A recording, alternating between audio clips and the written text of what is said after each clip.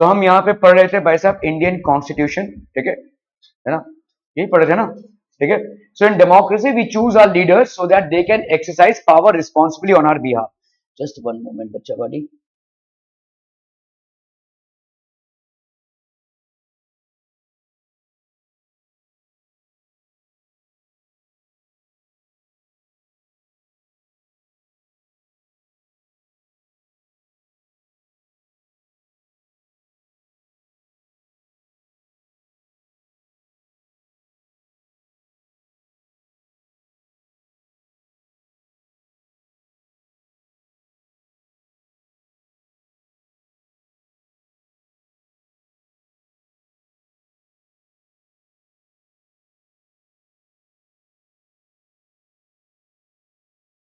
So late.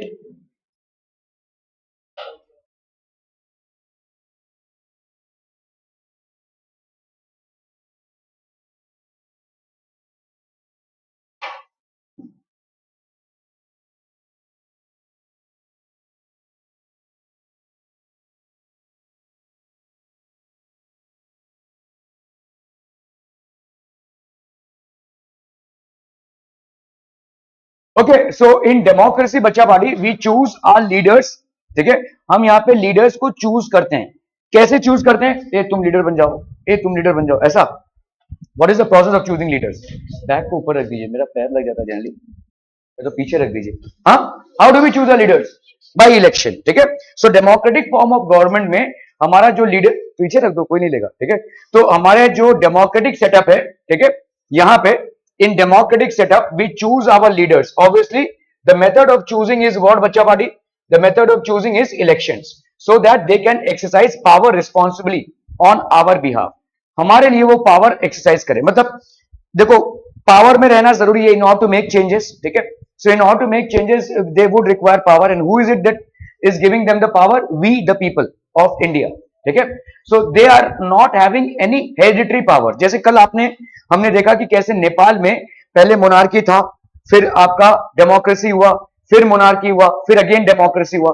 So people were basically disturb कि ये क्या चल क्या रहा है, ठीक है।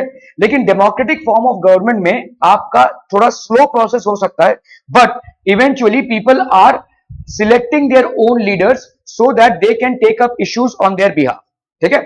Okay, however there is always possibility that these leaders might misuse the authority. लेकिन यहाँ पे पॉसिबिलिटी तो है भाई साहब, एक बार अगर आप किसी को लीडर बना देते हैं तो क्या पॉसिबिलिटी है कि वो उसको मिसयूज करे? बंद कर दीजिए, बुक बंद कर दीजिए, मुझे बुक बिल्कुल पसंद नहीं। Okay, however there is always the possibility that leaders might misuse the authority. तो ऐसा हो ही सकता है, आपने किसी को नेता बनाया, अपना लीडर बनाया, is there a possibility that he or she starts misusing or his powers? ठीक है, वो वैसा घूस ले सकता है, ब्राइब ले सकता है, वो अपना ही कुछ सिस्टम चला सकता है, ऐसा हो सकता है ना। Okay, and the constitution usually provides safeguards against this. तो हमने देखा यहाँ पे हमारा चैप्टर क्या है? कॉन्स्टिट्यूशन। इंडियन कॉन्स्टिट्यूशन कैसे हमारे पूरे सोसाइटी को और पूरे सिस्टम को कंट्रोल करती है। तो ये जो हमारा देखो डेमोक्रेटिक सेटअप है, इसमें इलेक्शंस होते हैं, इलेक्शंस में लीडर्स सिलेक्ट होते हैं या इलेक्ट होते हैं। इलेक्शन के बाद ऐसा नहीं है कि लीडर्स को फुल पावर होगा, their powers are also controlled and checked by constitution. उनको भी रूल गेम ही खेलना है, उनको भी बाय रूल ही चलना है। They can not go outside the rules, ठीक है। They also have to play by the rules that are there mentioned in the constitution. कोई अगर लीडर बन जाता है तो अपना ही कुछ तानाशाही नहीं कर पाएगा। They also have to play by the rules of the constitution. Why does a country need a constitution? The Indian constitution guarantees the right to equality to all persons, ठीक है। तो ये क्या गारंटी करता है? Right to equality to all persons, ठीक है। सबको राइट टू इक्वालिटी ये गारंटी करता है। राइट टू इक्वालिटी मतलब irrespective of whatever your caste, colour और religion is, you are equal before the law. That is what the Indian constitution guarantees us, ठीक है। समझ में आ रहा है ये? Okay, no citizen can be discriminated against on grounds of religion, ठीक है, race, caste, gender, place of birth. इसको लिख लीजिए भाई साहब, ठीक है। कोई भी सिटीजन को हम डिस्क्रिमिनेट नहीं कर सकते, भेदभाव नहीं कर सकते on the basis of religion, race, caste, gender, ठीक है, और प्लेस ऑफ बर्थ। इन सब में हम किसी भी सिटीजन को डिस्क्रिमिनेट या भेदभाव नहीं कर सकते।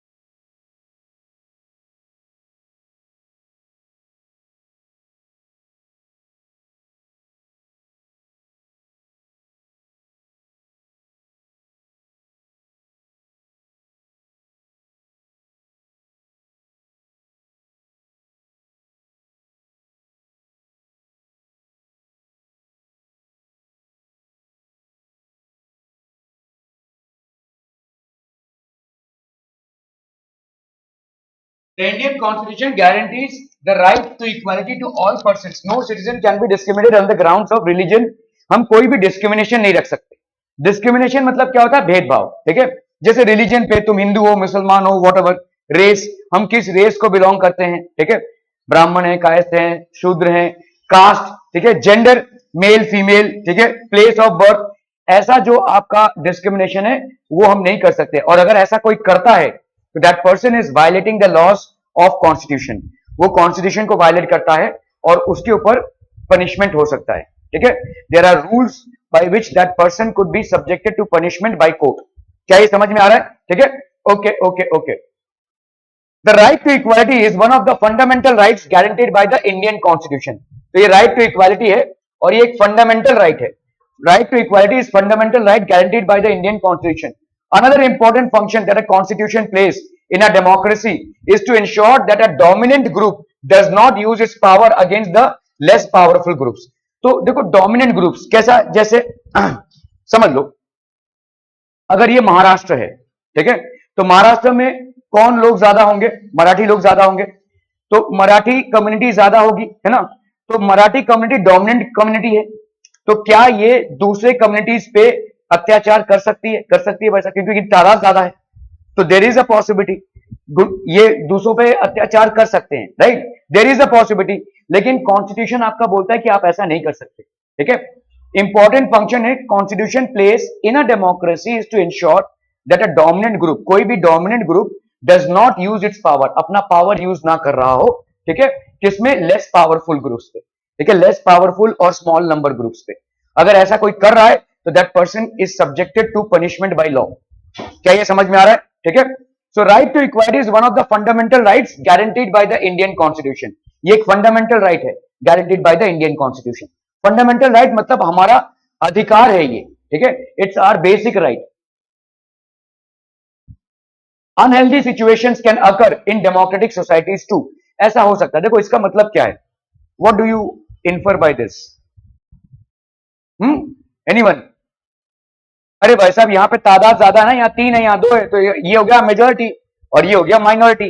ठीक है, तो ऐसा हो सकता है कि कोई मेजोरिटी कम्युनिटी जो है वो माइनॉरिटी कम्युनिटी पे अत्याचार कर रहा हो या उस पर जबरदस्ती पीड़ा दे रहा हो उसको, ऐसा हो सकता है। ठीक है, so this is called an unhealthy situation. ठीक है, एक डेमोक्रेटिक सेटअप में अनहेल्दी सिचुएशन, ये फालतू का तनाव क्रिएट करेगा, ये फालतू का सेटअप को डिस्टर्ब करेगा। ठीक है, ऐसा हो सकता है। Okay So where a majority can continuously enforce decisions that exclude minorities and go against their interest. तो majority जो है वो हमेशा कुछ ऐसे decisions ले जो minorities को exclude करे और उनके खिलाफ जाए, ठीक है? So there is a high possibility of this happening. Every society is prone to this tyranny of majority. हर एक सोसाइटी में this is prone to tyranny. Tyranny मतलब क्या होता है? What is tyranny? What is tyranny? मतलब आपका majority minority के ऊपर अत्याचार करे, ऐसा हो सकता है। Every society is subject to tyranny of the majority, ठीक है? Another reason why we have a constitution is precisely to prevent its tyranny और domination by the majority over a minority, ठीक है? तो ये आपका भाई साहब कॉन्स्टिट्यूशन में रूल्स हैं so that domination of majority over minority can be prevented, ठीक है? इसको लिख लीजिए भाई साहब। Another reason why we have a constitution, हमारा कॉन्स्टिट्यूशन इसलिए है ताकि dominance of majority over minority could be prevented. The tyranny of dominance of majority over the minority could be prevented.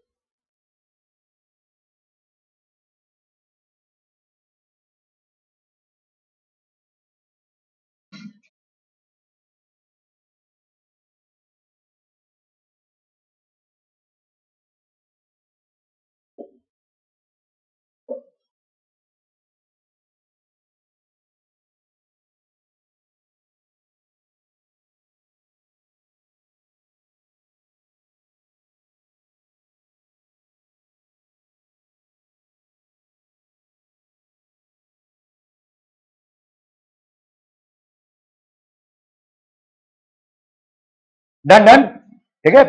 Another reason why we have a constitution, एक reason जिसके वजह से constitution है, is precisely to prevent this tyranny और domination by the majority over a minority, ठीक है? By the majority over a minority. Inter community domination, ठीक है? This can refer to one community dominating other. तो आपका समझ लो ये कम्युनिटी ए है और ये है भाई साहब आपका कम्युनिटी बी। तो एक कम्युनिटी दूसरे कम्युनिटी के ऊपर डोमिनेशन कर रहा है, इसको अपन बोलते हैं इंटर कम्युनिटी। मतलब समझो दोनों भी एक ही कम्युनिटी को बिलोंग कर रहे हैं, लेट्स से हिंदू कम्युनिटी को, ठीक है?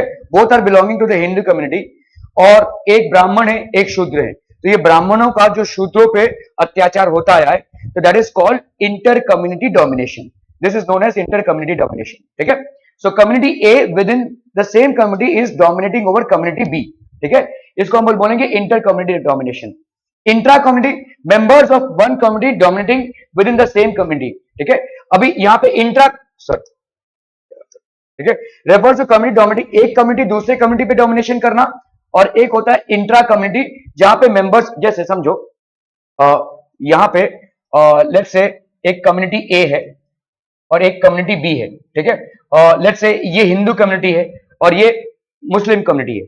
तो ये अगर इस पे डोमिनेट कर रहा होगा किसी एरिया में, तो इसको अपन क्या बोलेंगे? Inter community domination. This is known as inter community domination, ठीक है? ऐसा अगर हो रहा होगा, ठीक है?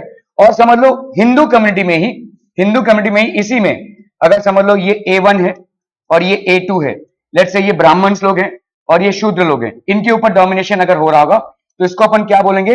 Intra community domination. This is known as intra community domination. क्या ये समझ में आ रहा है? What is inter community domination and what is intra community domination?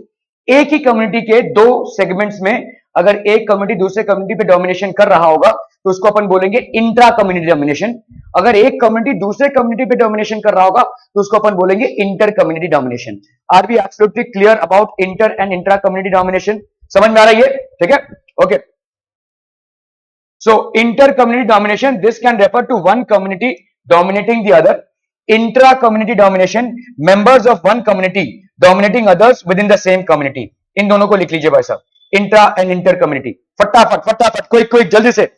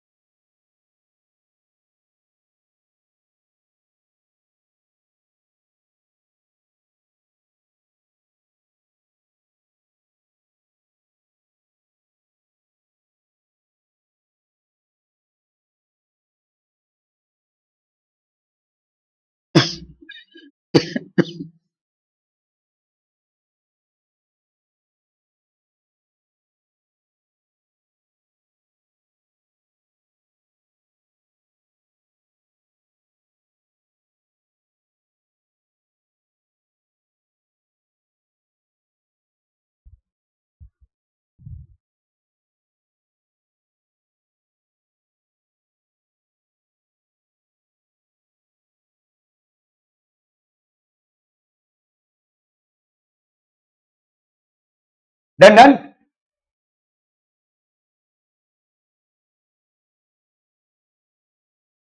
Okay, the constitution usually contains rules that ensure that minorities are not excluded from anything that is regularly available to the majority.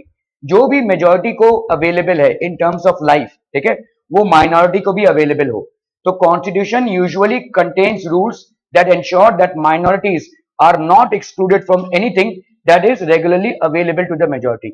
Majority को जो regularly available है, minorities को भी वो मिलता रहे, ठीक है. Okay. The third significant reason why we need a constitution is to save us from ourselves. तो हमने देखा कॉन्स्टिट्यूशन की जरूरत क्यों है. कॉन्स्टिट्यूशन की जरूरत है मेजॉरिटी को प्रिवेंट करना exploitation of minority.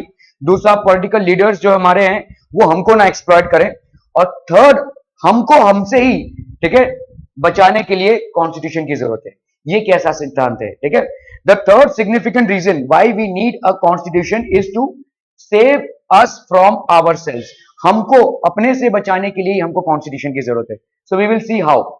This may sound strange, ठीक है, but what is meant by this is that we might at times feel strongly about an issue that might go against our larger interest and the constitution helps us guard against this. ठीक है, so let's see हमारा कैसा है. The constitution helps to protect us. और कितनी बार पिएंगे बता दीजिए. The Constitution helps to protect us against certain decisions that we might take that could have an adverse effect on the larger principles that the country believes in. ठीक है, तो कभी कभी ऐसे मेजर्स भी ले लेते हैं हम गलती में जिससे लार्जर इंटरेस्ट डिफीट होता है. For example, it is possible that many people who live in a democracy might come to strongly feel that party politics has become acrimonious. ठीक है, तो acrimonious मतलब कैसा है, देखो ये बिफोर इलेक्शन सब लोग पैसा बांट रहे हैं भाई साहब, सब आपका काम कर रहे हैं, और आफ्टर इलेक्शन क्या कर रहे हैं, वही पैसा आपसे निकल रहा है. ठीक है, तो ये इलेक्शन के पहले लोगों ने पैसा उड़ाया, लोगों ने मतलब जो मिनिस्टर्स बनना चाहते थे उन्होंने पैसा उड़ाया, और जब वो इलेक्शंस जीत गए तो वही चीज टैक्स लगाकर पब्लिक से वसूली की. ठीक है, okay. So it is better that we need a strong dictator to set it right. बहुत बार ऐसा देखा गया है कि जैसे अगर आप देखोगे जर्मनी में क्या हुआ, थर्ड जब फर्स्ट वर्ल्ड वॉर हुआ, क्या हुआ, हाँ, तो फर्स्ट वर्ल्ड वॉर हुआ, तो फर्स्ट वर्ल्ड वॉर के बाद Germany suffered a huge defeat. बहुत बड़ा डिफीट जर्मनी को देखने को मिला. और इस डिफीट में जर्मनी के जितने भी अच्छे अच्छे रीजन्स थे वो सब अलग अलग कंट्रीज ने ले लिए मिल बांट के. जो प्रोडक्टिव रीजन्स थे जहां पे ज्यादा करके कोल और आयरन हुआ करता था, they all took them over. ठीक है, इससे जर्मनी क्या हो गई भाई साहब, गरीब से गरीब होती गई. ठीक है, इट स्टार्टेड डेटियोरेटिंग, उसका हालत खराब होता गया. ठीक है, तो उस टाइम पे जर्मनी में क्या हुआ, फिर मोनार्कियल रूल चला गया, और फिर आया भाई साहब आपका एक असेंबली आई, लेकिन असेंबली इस चीज को संभाल नहीं पा रही थी. तब एक डिक्टेटर आया जिसका नाम था Hitler, and he took over. ठीक है, सो ज्यादा करके जब भी हमको कोई डिस्टर्बेंस लगता है, हमको लग रहा है यार डेमोक्रेसी में सब लोग तो झोल है, ठीक है, सारे मिनिस्टर्स खा रहे हैं, ऐसा हमको लग रहा है, चलो हटाओ let's bring in a dictator. ठीक है, डेमोक्रेसी हटाते हैं and let's bring in one man one show, one party show, एक पार्टी एक इंसान, और वो जो बोलेगा वही होगा. ठीक है, लेट्स ब्रिंग इन दिस. उसके बहुत खतरनाक परिणाम हो सकते हैं. ठीक है, इसीलिए डेमोक्रेसी हमको हमसे ही बचाती है. कभी कभी हमारे माइंड में ऐसा फ्रस्ट्रेशन आ सकता है कि ये बहुत स्लो सेटअप है, और बहुत पार्टी पॉलिटिक्स है, और बहुत गंदा खेल है, और बहुत सारे लेवल्स में पैसा खाया जा रहा है, बहुत करप्शन है. So let's replace all this with dictatorship. So it might sound to be a solution, but actually it is not a solution. ठीक है, हमने देखा है कि जब भी किसी देश में कोई डिक्टेटर आया है, things have gone worse. ठीक है, पहले पहले तो ठीक लगेगा, उसके बाद things generally go worse. ठीक है, और ऐसा हिस्ट्री में हमको अलग अलग कंट्रीज में देखने को मिलता है. ठीक है, सो आपका ऐसा ना हो. ठीक है, अगर आपको लग रहा है कि पार्टी गलत कर रही है या कोई पॉलिटिकल सिस्टम गलत कर रहा है, तो आप क्वेश्चन कर सकते हैं, डिबेट कर सकते हैं, हड़ताल कर सकते हैं, उसके अगेंस्ट में केस ला सकते हैं. You can do all these things. और सबसे बड़ी बात तो आप क्या कर सकते हैं, व्हाट कैन यू डू, उनको अगले इलेक्शंस में हरा सकते हैं. So these are things that you can do. Hello,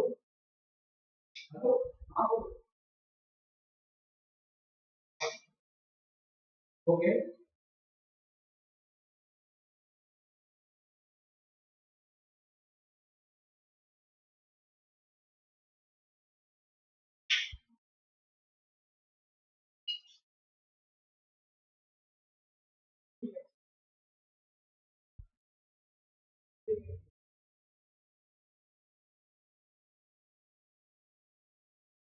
हाँ।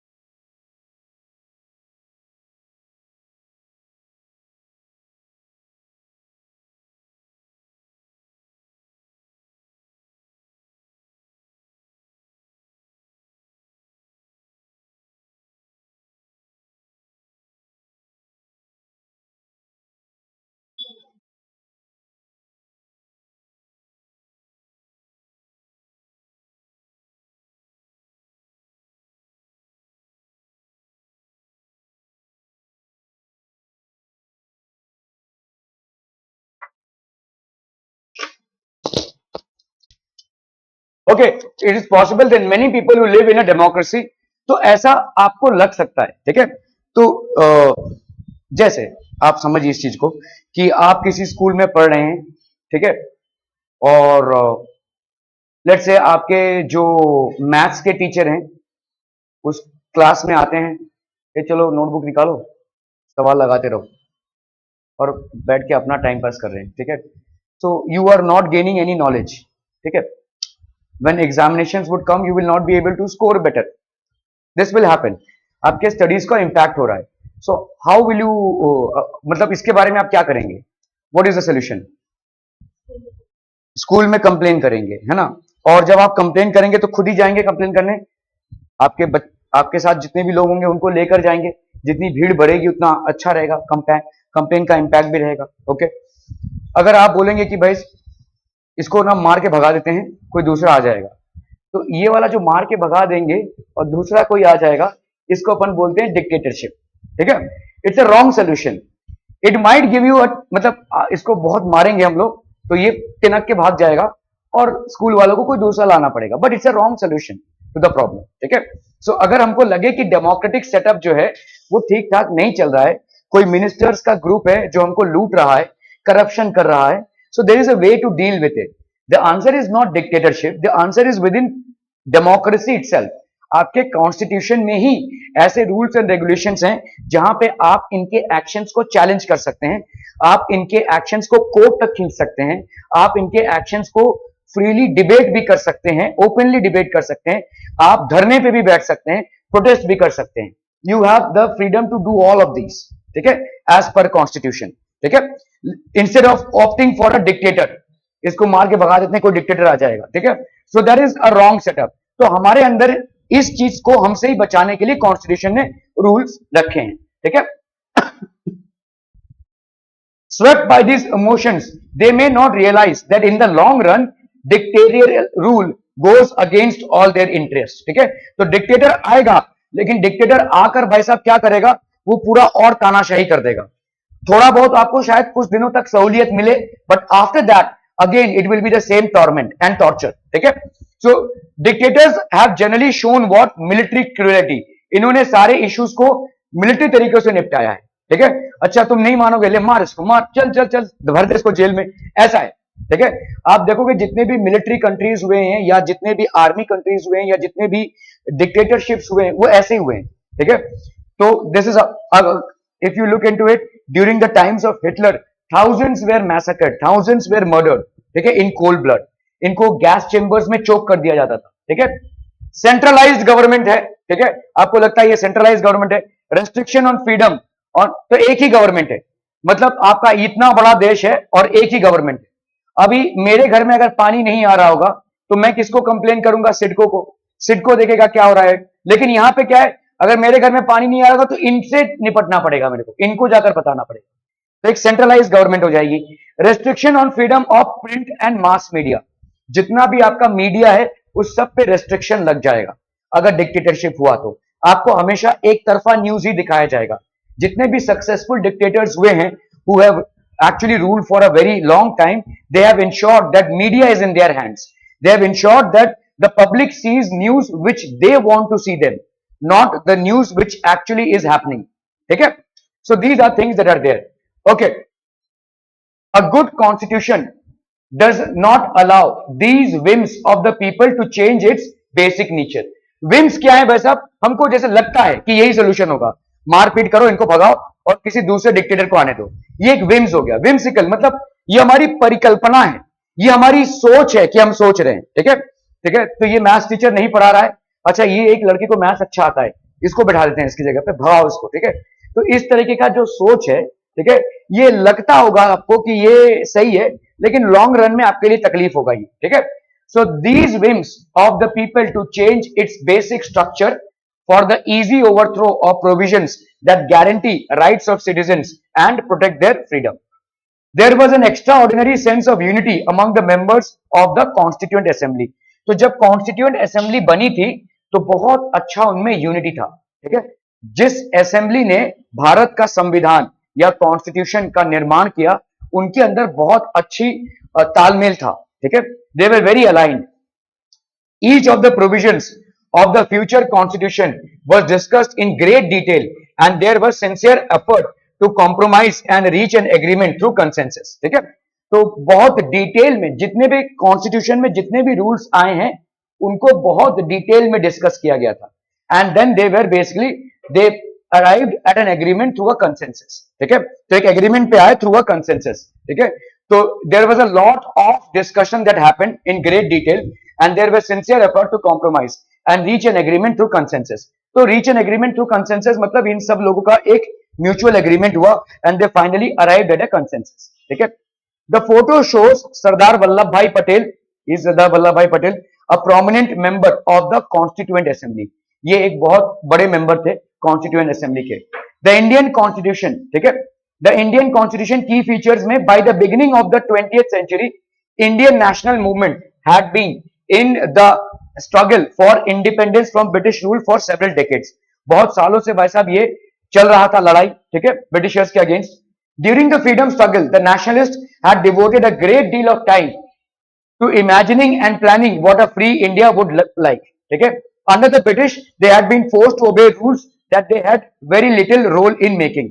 तो ब्रिटिशर्स बहुत बुरी तरह से इंडियंस को टॉर्चर करते थे.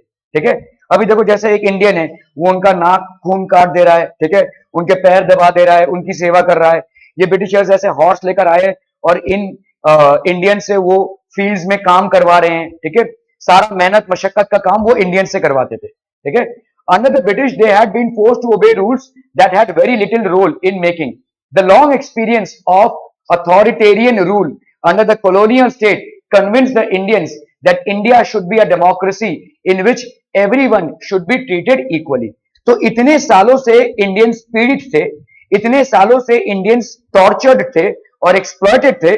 सो दे फाइनली डिसाइडेड कि अभी जो हमारा देश होगा उसमें एक्सप्लॉइटेशन नहीं होगा, कोई किसी के ऊपर फालतू का एक्सप्लॉइटेशन या टॉर्चर नहीं करेगा, क्योंकि बहुत सालों से हमने ये टॉर्चर को सहा है. ठीक है, so we will now make India free and we will also make it free from any kind of exploitation. That's the primary purpose of constitution. ठीक है, अगर कोई किसी पे अत्याचार करना चाहे अनायास फालतू का, तो कॉन्स्टिट्यूशन में रूल्स हैं और प्राविधान है उसके पनिशमेंट का. ठीक है, be allowed to participate in government. ठीक है, गवर्नमेंट मेकिंग में सबका पार्टिसिपेट है, सब लोग वोट दे सकते हैं. ठीक है, everybody has the right to vote. What remain to be done then was to work out the ways in which a democratic government would be set up in India and the rules that would determine its functioning. This was done not by one person but by a group of around 300 people who became members of the Constituent Assembly in 1946. तो 1946 में करीबन 300 लोग इस constituent assembly के members बने और इन्होंने सबने अपना पॉइंट्स रखा. इन पॉइंट्स पर जाकर ही कॉन्स्टिट्यूशन का फ्रेमवर्क सेटअप हुआ. ठीक है, who met periodically for the next 3 years to write India's constitution. These members of the Constitution Assembly had a huge task before them.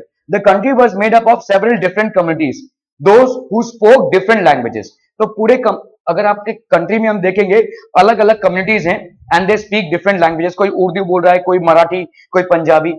So different people are speaking different languages, belong to different religions. ठीक है, had distinct cultures. अलग अलग लोग अलग अलग festivals celebrate करते हैं, अलग अलग कल्चर्स हैं, अलग अलग लाइफस्टाइल्स हैं.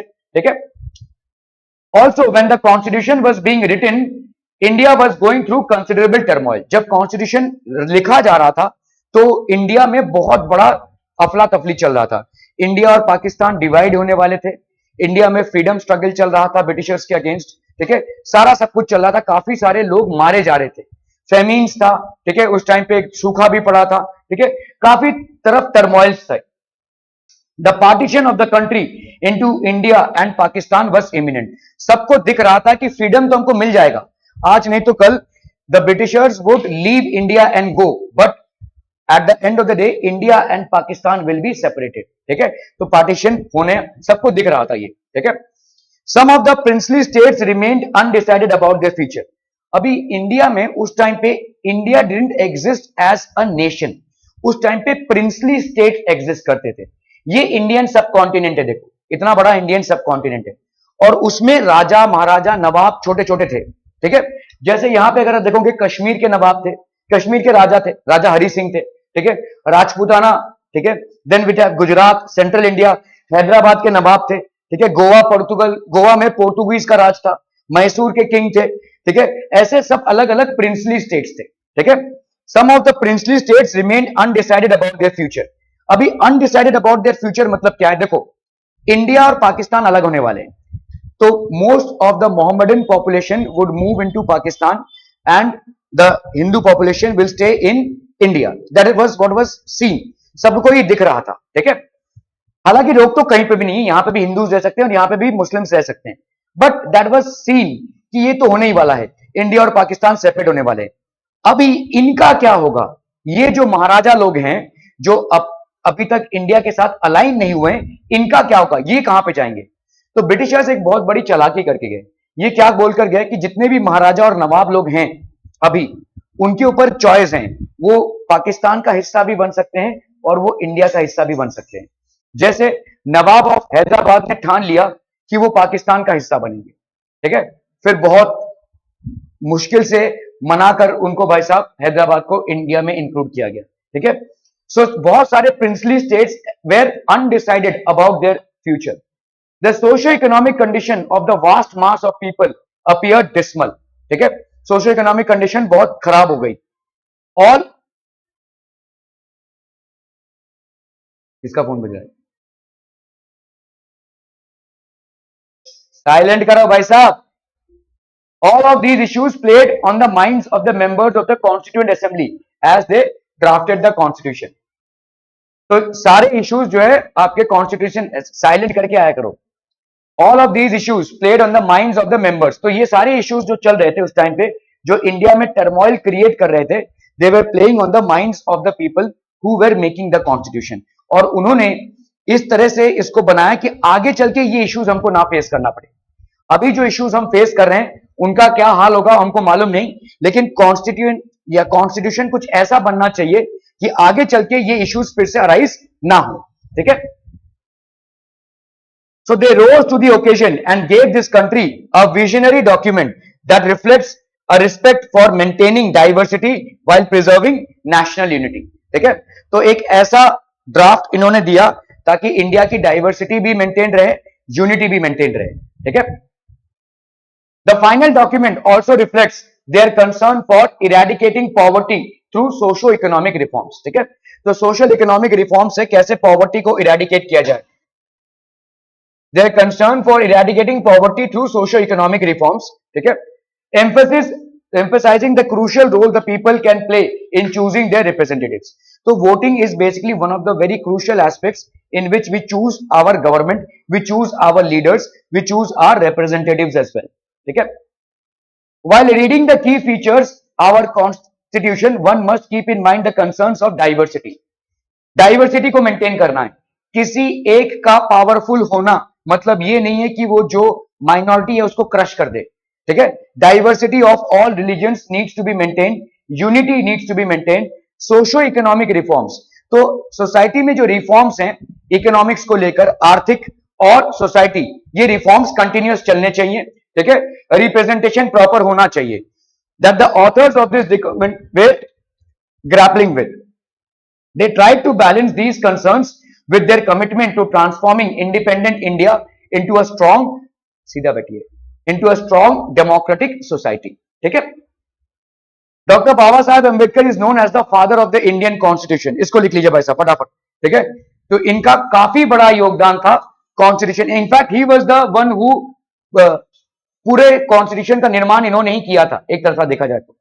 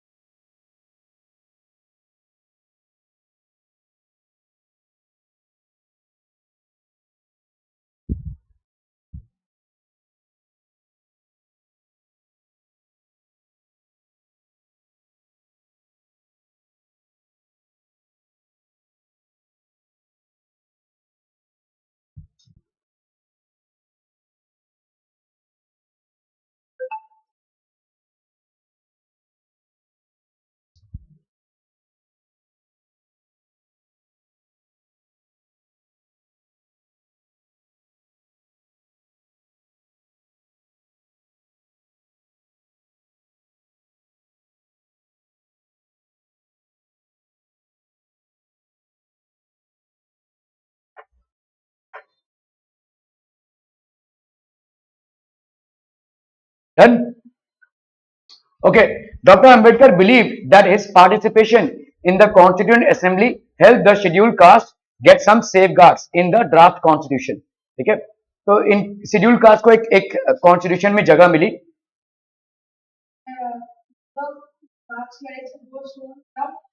There are 300 people who have been making the constitution. 300 is the team, ठीक है, ये 300 लोगों का टीम है, but the captain is doctor Ambedkar, that's how it is, ठीक है। आपका जैसे अगर आप बोलेंगे मतलब Rohit Sharma is the captain of the Indian team, so the 300 member the team that is there, सबने अपने अपने पॉइंट्स रखे, फाइनल जो इसको अप्रूव करना था, इसको फाइनलाइज जो करना था, वो doctor Baba Saheb. So he alone is not the curator of the constitution, all these people were involved, ठीक है, but he is known as the father of the constitution because he was the leading head of this entire 300 people, ठीक है। Dr. Ambedkar believed that his participation in the Constituent Assembly helped the scheduled caste get some safeguards in the draft constitution. Scheduled caste के लिए doctor Ambedkar ने बहुत ज्यादा लड़ाई की थी, तो इन्होंने बोला कि इनके ऊपर बहुत सारा अत्याचार हुआ है, so my participation would ensure that they get some safer place in the Indian Constitution, ठीक है, okay. But he also stated that although the laws might exist, scheduled caste still had reason to fear because the administration of these laws were in the hands of caste Hindu officers, ठीक है। अभी इन्होंने बोला कि भाई देखिए हमने constitution तो ड्राफ्ट कर दिया, अभी कॉन्स्टिट्यूशन ड्राफ्ट कर दिया, लेकिन ज्यादा करके बड़े पोस्ट में कौन है? हिंदू ऑफिसर्स हैं। अगर हिंदू ऑफिसर्स हैं, जो हाई कास्ट हिंदू ऑफिसर्स हैं, तो हो सकता है वो इन लॉस को माने ही ना, ठीक है, तो वही धरा का धरा रह जाएगा।